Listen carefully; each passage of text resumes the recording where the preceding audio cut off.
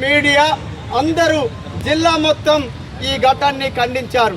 అయ్యా, ఎవరైతే కూల్చబడ్డారో పేదల ఇళ్ళకి అక్కడనే ఇళ్ల నిర్మాణం చేయాలి, వాళ్ళకి నష్టపరిహారం చెల్లించాలి అని చెప్పి ఆందోళన కార్యక్రమాన్ని గత 25 రోజుల నుంచి కొనసాగిస్తున్నాం.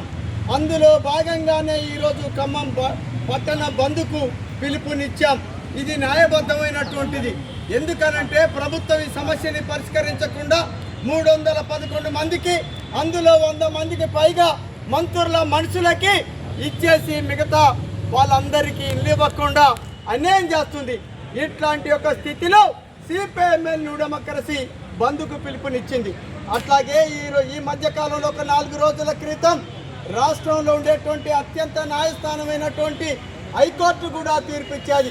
ఎవరైతే ఇల్లు కూల్చబడ్డాయో వారందరికీ అక్కడ ఇళ్ళని నిర్మాణం చేయమని చెప్పి కోర్టు తీర్పిస్తే కూడా కోర్టు తీర్పుని ధిక్కరించేసి ఈ ప్రభుత్వం ప్రజల తరపున పోరాడేటువంటి వాళ్ళపైన కేసులు పెడుతుంది, నిర్బంధాన్ని ప్రయోగిస్తుంది, అక్రమంగా అరెస్టులు చేయటం అనేటువంటి జరుగుతుంది. ఈ అరెస్టుల్ని తీవ్రంగా ఖండిస్తున్నాం. పేదల తరపున, నిర్వాసితుల తరపున సిపిఐఎంఎల్ న్యూ డెమోక్రసీ అన్ని వర్గాల్ని కలుపుకొని ఈ ఉద్యమాన్ని కొనసాగిస్తాం. నిర్బంధాలతోటి, అరెస్టులతోటి ఉద్యమాన్ని వెనక్కి కొట్టొచ్చని చెప్పి ఈ ప్రభుత్వం భావిస్తే మాత్రం గత ప్రభుత్వాలకి ఏ గతి అయితే పట్టిందో రేవంత్ రెడ్డి గారి ప్రభుత్వానికి కూడా అదే గతి పడుతుందని చెప్పి ఈ ప్రభుత్వాన్ని, పాలకుల్ని, ముఖ్యమంత్రిని, మంత్రులని సిపిఐఎంఎల్ న్యూ డెమోక్రసీగా హెచ్చరిస్తున్నాం.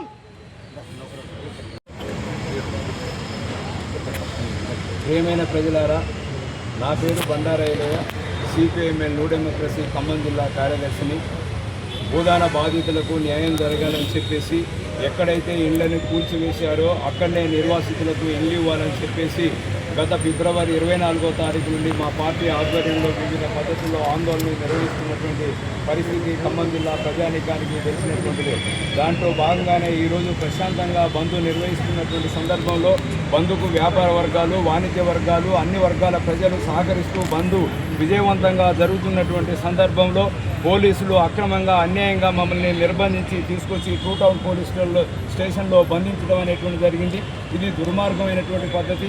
ఎక్కడైతే ఇళ్ళని కూల్చివేశారో అక్కడనే ప్రజలకు ఇల్లు ఇచ్చే వరకు సిపిఐఎంఎల్ న్యూ డెమోక్రసీ పార్టీ ఆధ్వర్యంలో పోరాటాలను కొనసాగిస్తామని చెప్పేసి ఈ సందర్భంగా తెలియజేయడం అనేటువంటి జరుగుతూ ఉంది.